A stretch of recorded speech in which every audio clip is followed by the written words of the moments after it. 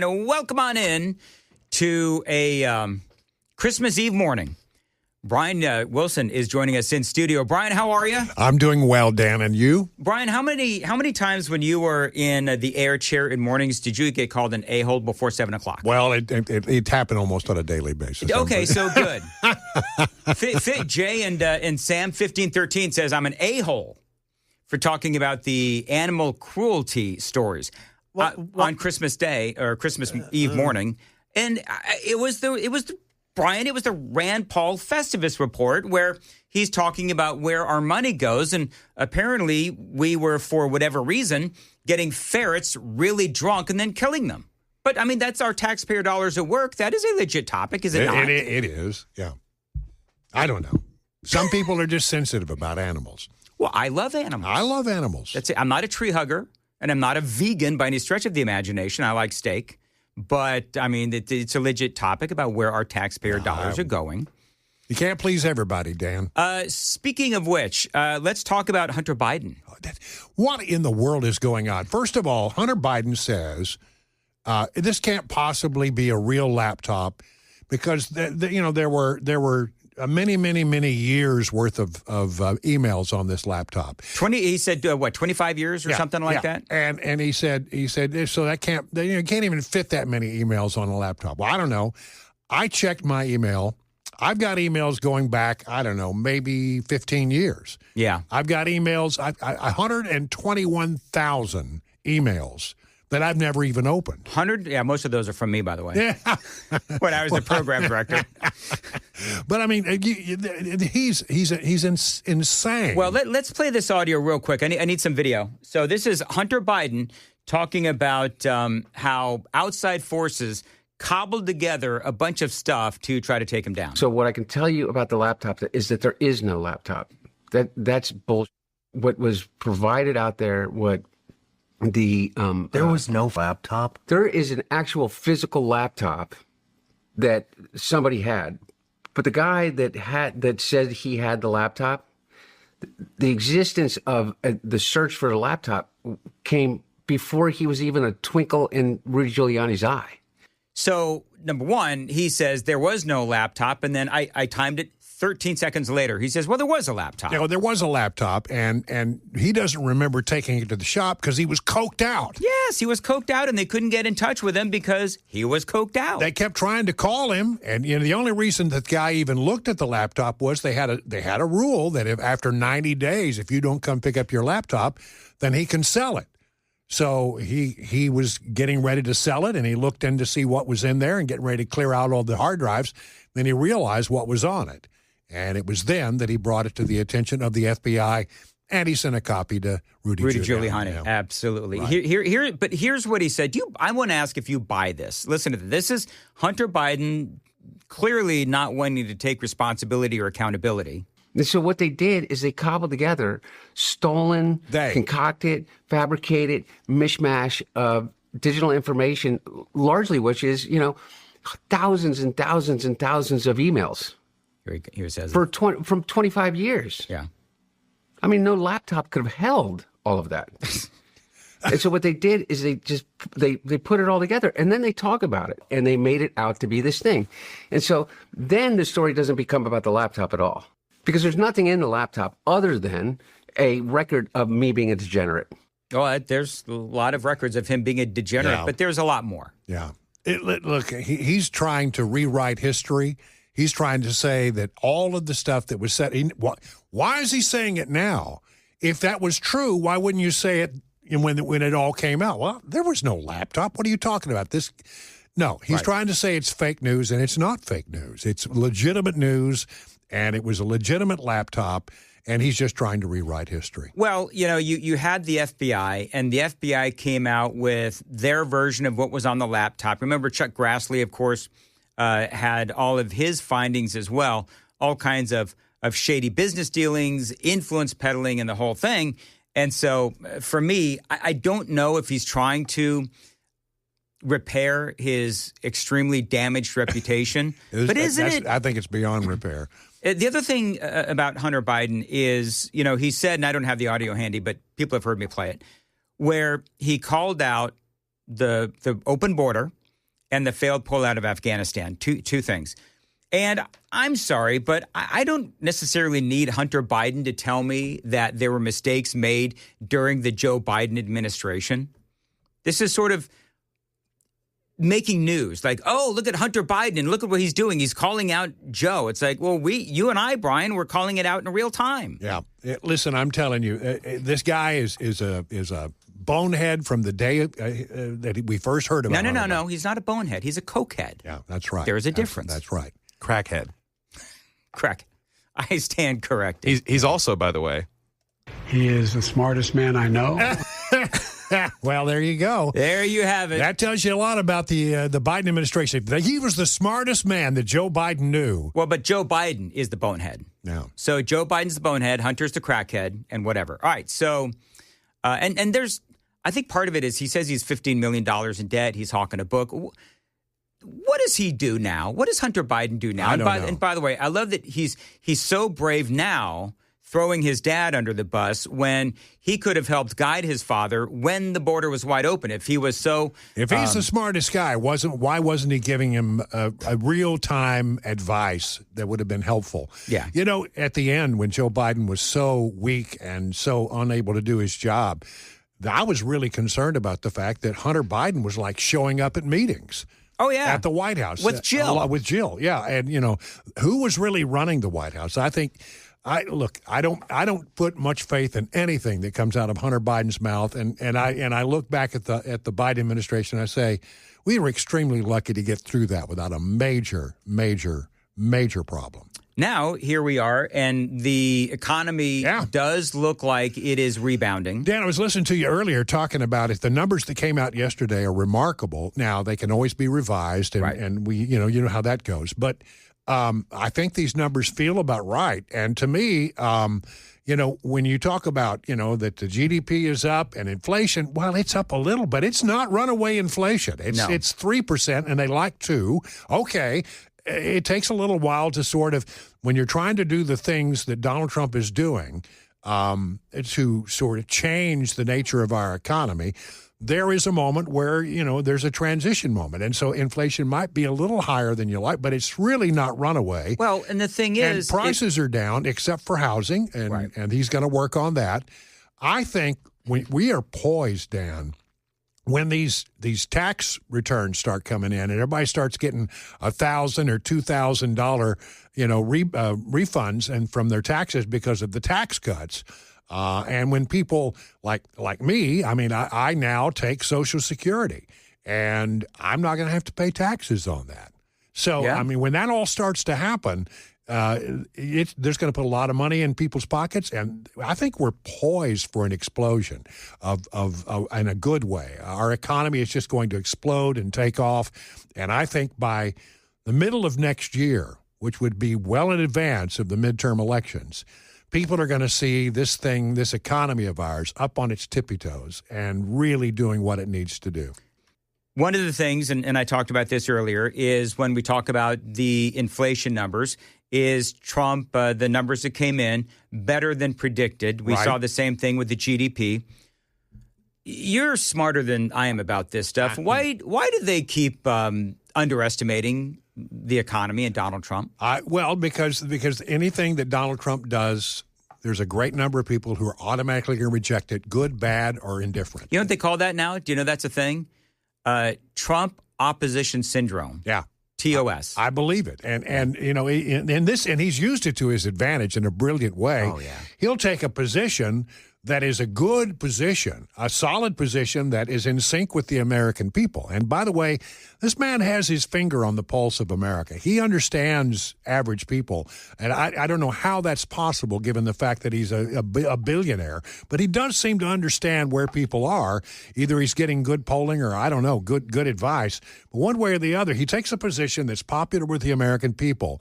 And then the Democrats, because they so hate Donald Trump, if he's for something, they absolutely automatically almost, you know, it's almost visceral reaction. Yeah. They're going to be against it. Reflexive. Yeah, reflexive is a good word. It's a great word. And reflexively, they just say, no, we can't be for it. And they find themselves defending these incredibly bad positions. And he's brilliant at using that against them. But it's like, who do you like more, Donald Trump or an MS-13 gang member? Yeah. You know what I mean? I know. It's crazy. The things that they're defending right now are not in sync with where real Americans are. And, I tell you what I'd like to get a copy of. I'd like to get a copy of the after-action report that the Democrats did on the last election. The autopsy. Yeah, they basically buried it, and they're not going to let anybody see it. But apparently it was brutal.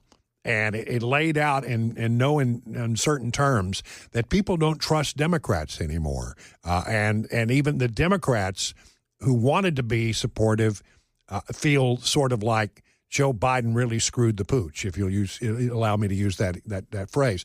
He really messed up. And I'm telling you, the Democrats are in a bad place right now. Traditionally, in a midterm election, I heard yesterday, it's not unusual for the party out of power to pick up as many as 25 seats in the House. Yeah, midterms. Yeah, midterm elections. And if that's true, then it's a heavy lift to try to turn that around. But given the fact that Democrats are so unpopular right now, I have some hope that maybe it won't be as bad at that. Well, there was polling that I talked about yesterday. I forget where it was from, and I'm going to have to paraphrase. But Trump is more popular, and his polling isn't great. Yeah. But he is more popular than both the Democrats, certainly, and the Republicans in Congress. So he's not doing great. He's got some ways to go in the polling, if you believe the polling. But here's the deal. As you said, with the economy, we have the wind in our sails going into 2026. And tax cuts. And tax cuts. Big, beautiful bill. I think the Democrats are going to rue the day, and I've said this 1,000 times, when they made affordability the issue. Because I think that probably by summertime, June, July, I think that affordability will not be an issue anymore. I think you're right. I mean, housing is a real issue, but he has promised to sort of bear down on that like a laser beam in the new year. He's got some ideas that he hasn't revealed yet, but if he can get that under control, and by the way, interest rates are still ticking down. Yeah. I think when the economy gets stronger, it's hard for them not to lower the interest rates, although, who knows. But if that happens, the affordability thing sort of withers away as an issue, I think. All right, so let's talk about 5 years ago tomorrow. 5 years ago tomorrow. It's hard to believe that the Christmas Day bombing was 5 years ago. When I saw that, I said, wow, I guess it really has been. I'll never forget it, Dan, because you and I were on the air. I mean, we went on the air early that morning. It was Christmas Day. We weren't even scheduled to be on. And we both went on because of this bombing down on 2nd Street. I saw a report, I believe it was Channel 2. I may stand corrected on that because I'm working from memory here. But I saw a report about all the things that the flags that went up, and that the police department was notified that there was a guy, and we talked about this earlier when it happened, but there was a guy who carried out the bombing. They got a heads up on that from somebody that knew him, and they didn't trust the information. They went to his house. He was in a trailer building the bomb. He had an RV behind his house. It was behind a fence, and there were all these cameras around. The police went to talk to the guy. He didn't come to the door, and they went, oh, well, we tried. But they got told the man was building a bomb in an RV in his backyard. And they couldn't even be bothered with getting a warrant and going in and trying to get hold of the guy. I think, they say, well, we didn't trust the source of the information, I guess is what they're saying. But and the only thing the chief has said is hindsight is 20/20. I get that. But when somebody tells you they're building a bomb in a backyard, you got to run that down. You've got to run that down to make sure it either is true or not true. And they just decided, well, knock on the door and that's it. And it never went a step further. I got to tell you, not to pat ourselves on the back, but that was some pretty good coverage that day. It may be, in my career, it's one of the moments that I'm most proud of, because you and I broke news about that bombing that morning that other news organizations didn't catch up on for a couple of days. Yeah. We had good sources on that. And we were breaking news every few minutes. And, I don't know how many people were listening on Christmas Day, but I was very proud of our reporting that day and the fact that we basically got the story about the RV, about the music playing and the warnings going on downtown, Petula Clark, all that. We had all of that. Yeah. And long before any of the TV stations or the Tennessean had that information. Do you remember how heartbreaking it was to speak to the owners of Rodizio? Right. Where we had done a number of different events. Right. And they had just seen their restaurant blown to smithereens. bits, right. Yeah. And they came on the air with us. It was heartbreaking, but it was riveting. And you're right. I think that was incredible coverage of a terrible story. I hope that a lesson was learned here by the Metropolitan Police Department that when somebody says there's a guy building a bomb, you don't just write that off. Yeah. No matter where the information comes from, you've got to find out whether that's true or not. Yeah. And I don't know how many reports they get of a guy building a bomb, but it can't be that many in Nashville. I can't imagine. That's something that crosses their desk on a regular basis. So they're opening up now Second Avenue. Yeah, it just opened. I'm surprised it took the day before. 5 years, but that tells you a little bit about how much damage there was down there. I mean, this thing was a heck of a bomb. It really was. And what I don't know, and maybe you know, but I've been trying to find out. So there's still some stores that are going through sort of insurance issues to be able to open back up. So I guess the street is open, but there's still some stores that are closed and some storefronts that are closed because either there's not a business that have bought into that space or because the businesses that were there can't get the insurance stuff figured out. How is it? 5 years? I don't know. I saw that. I couldn't believe it. It was one of the reports. It's a shame that's that difficult to get back up and running. Shame that it took 5 years to get it done. Yeah, absolutely. But you know what? Nashville is better for it. And so I love the fact that we're going into 2026 with Second Avenue opened up again. All right. Let's see here. What else we got? We got about 3 minutes left.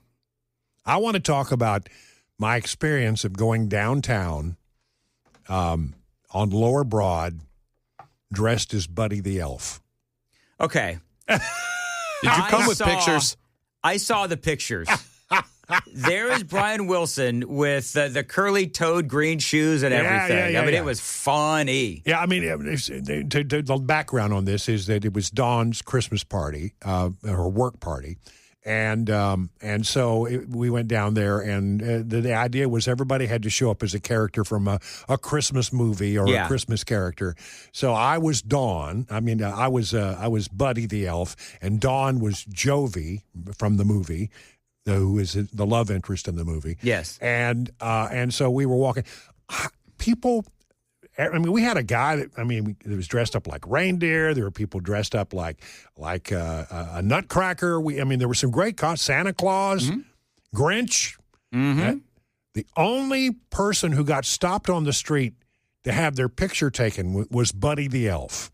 Really? Yeah. I mean, people loved that character, and it was hilarious. People. I mean, and I had maple syrup in my costume, Oh yes, and I got a box of Pop-Tarts, because that's what Buddy ate. Sure. And so when people would stop me and they say, "Can I have my picture taken?" I said, "You want a Pop-Tart?" I give them a Pop-Tart. Oh, that is so funny. But people were yelling, "Hey, Buddy! Hey, Buddy!" It was remarkable how nice people were, and I felt like an idiot, but it was a good time. Were people like, "Hey, aren't you Brian Wilson?" No, really, honestly. Thankfully, nobody recognized you. Well, most of the people on Lower Broad are not locals. Oh, that's true. Yeah, so they don't know. That is very true. I had mentioned I was going to be down here, but nobody said, "Hey, Brian Wilson, love the costume." None of that. You know what? These were complete strangers. If times get tough during the holidays, you can go down to Broadway and charge $2 a picture. I would say somebody's missing a bet here. Somebody gets a good Buddy costume and goes down on Lower Broad. He can charge for pictures because people will stop to have your picture taken. All right, real quick, what did you want for Christmas? World peace. I'm going to throw something at you. Well, you got it with Donald Trump. He's solving wars all across the world. I got to tell you, I'm the worst person in the world to buy something for Christmas because I don't deny myself things that I want generally. Yeah. Yeah. If I want it, I go ahead and get it. But I don't know. I think, I don't know. I don't really have a thing on my list. Okay. But we brought you some of Dawn's Sure did. remarkable cookies. These are amazing. People love these cookies that she makes. Now, what it is... They're a version of a chocolate chip, but not like any chocolate chip you've ever had. There are special secret ingredients, which I'm not allowed to reveal. Really? Yeah, but they're good. Okay, can I just add, Don, am I going to be able to drive home if I have one? Oh, yeah. Like these? Okay, they're not like gummies or anything. No, they're not like magic brownies or anything like that. Now, Don, if I could get you to make some magic cookies, I'm just, totally kidding. All right, very good, Brian. Merry Christmas, Dan. Merry Christmas, Sam. Merry Christmas, Brian. And Merry Christmas to Jay's back. Oh, yeah, Jay. Hey, Jay. Well, I've already said Merry Christmas to Jay. I'm the afterthought. That's cool. No, I brought him cookies. I brought you cookies, I know, too. and they look delicious. Thank you. You're welcome. All right, very good. We'll talk to you in the new year. All right, man. I like it. Anything with a guitar like this, love it. Is this Joe Strummer or The Clash? The Ramones. The Ramones. How? Okay. Ramones. Do you know what I love by the Ramones? Have I ever told the story of the Ramones on the air?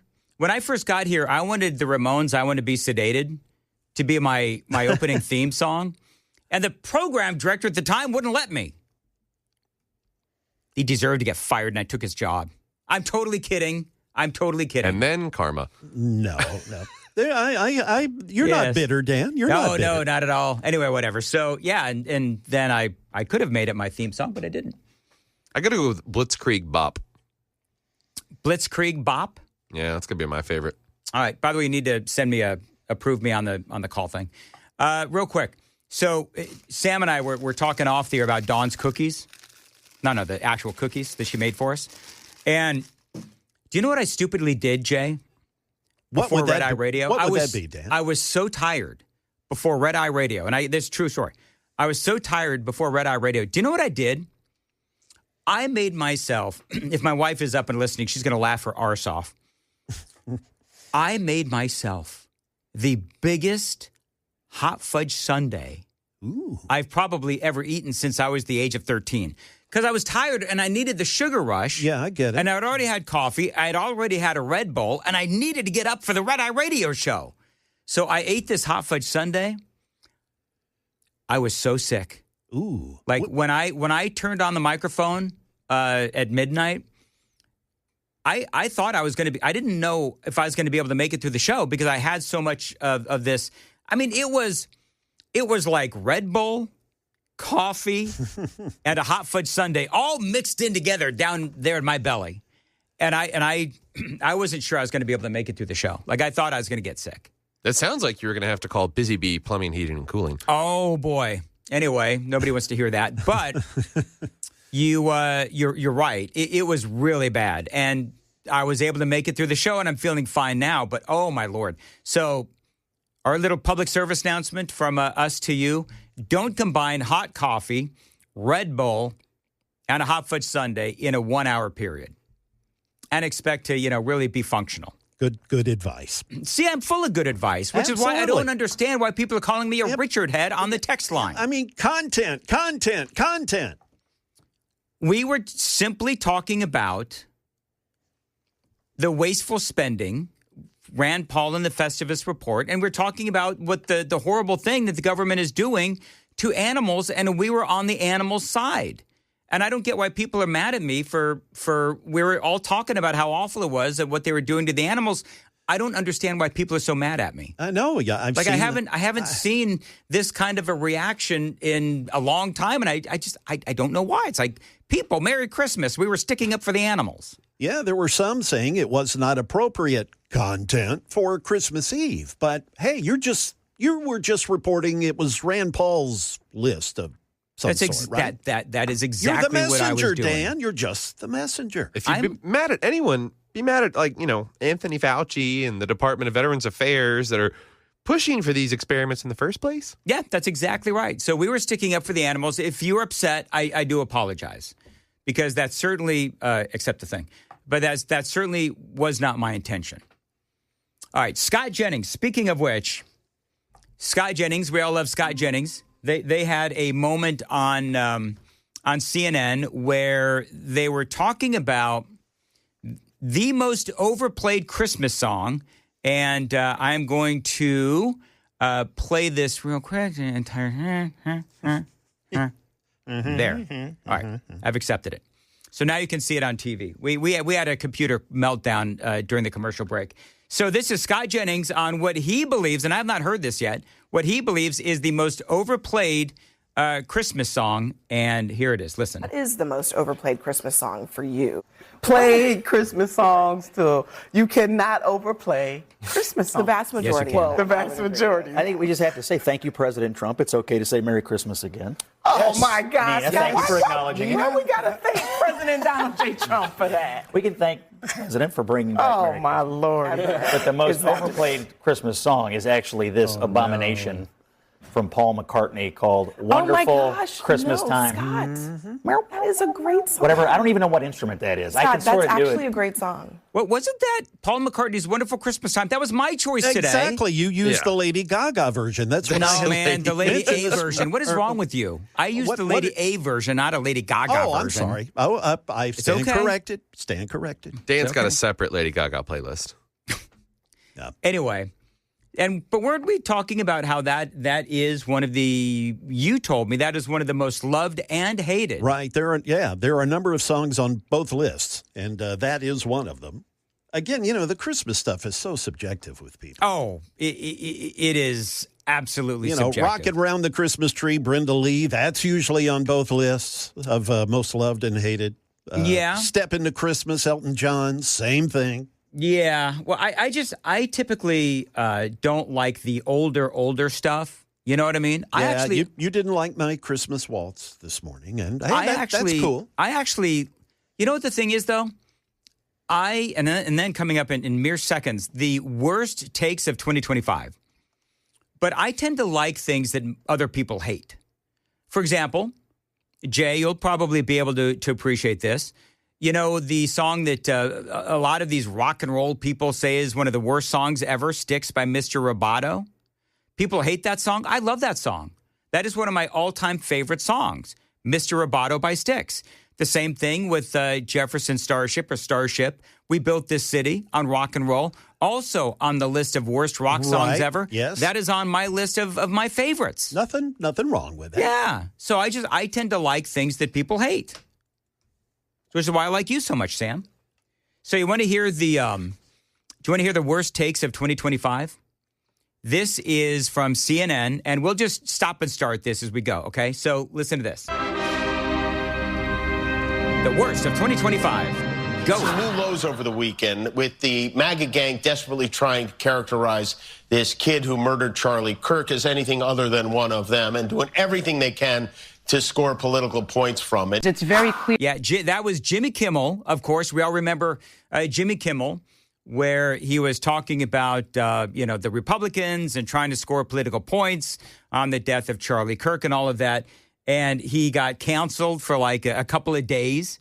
That really was one of the absolute worst. And you can always go to Jimmy Kimmel to find terrible takes almost every single day.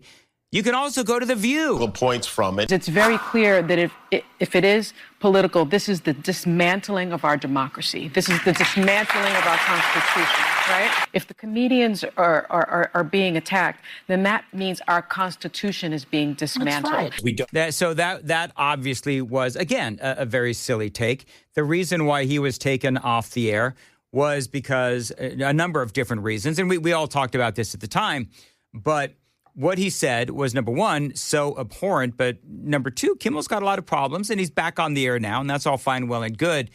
But part of the problem is that the show has not been doing well in the ratings, and we covered all of that at the time, so no need to go back. Do you know what was interesting, though, about this? Who do you think, when they're talking about the worst takes of 2025, what name do you think, Sam, would be on that list? That was, by the way, Sonny Hostin, whatever it is, from The View, talking about the dismantling of our Constitution, whatever. But Who do you think would be on the list of 2025 worst takes?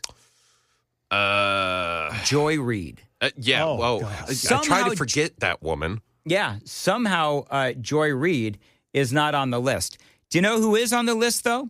Remember this one? This was Matthew Dowd on, was it CNN or MSNBC? I think it was MSNBC. MSNBC. Yeah, or MS Now. Sure. And he got fired in the hours following the assassination of Charlie Kirk. Don't know any of the full details of this. That we don't know if this was a supporter shooting their gun off in celebration, or so we have no idea about this. But following up on what was just said, he's been one of the most divisive, especially divisive younger figures in this, who is constantly sort of pushing this sort of hate speech or sort of aimed at certain groups. And I always go back to hateful thoughts lead to hateful words, which then lead to hateful actions. And I think that's the environment we're in, that people just, you can't stop with these sort of awful thoughts you have and then saying these awful words and not expect awful actions to take place. Matt. And that's the unfortunate environment we're in. Well, that was the awful things that Matthew Dowd said. How bad was it? Even on MSNBC, that was so important that they fired him.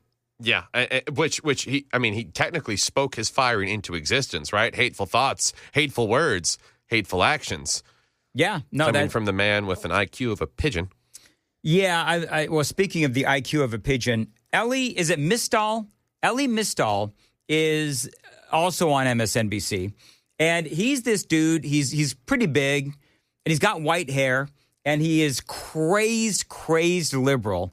And listen to how he justifies calling our Constitution basically a pile of crap. Listen to this. South Africa got over apartheid. Did they just go back to their Afrikaner racist constitution? No, they threw the whole thing out and started again, and they came up with a new constitution. It's one of the reasons why the South African constitution is generally thought of as one of the best constitutions in the world, and ours continues to be a piece of crap. Wow. He calls our Constitution a piece of crap. Well, then he can go live in South Africa if he so chooses. It is insane. And he, by the way, said that on the Breakfast Club with Charlemagne. I don't know if Charlemagne pushed back on that, but come on. And, it is stunning. You told me off the air, Sam, that he's got a law degree from Harvard. Yeah, his bachelor's and his law degree, and he's written a couple books on the law. Again, to your point you made earlier, just because you pass the bar exam doesn't mean you're intelligent. Or you have figured out that and this is where some of the influencers are these days, where some of the dumbest things that you say get you the most clicks. And so for some people, they will throw out, their credibility, morality, all of those things simply for clicks. And sadly, I think that some people have fallen into that trap, and it's really, really sad.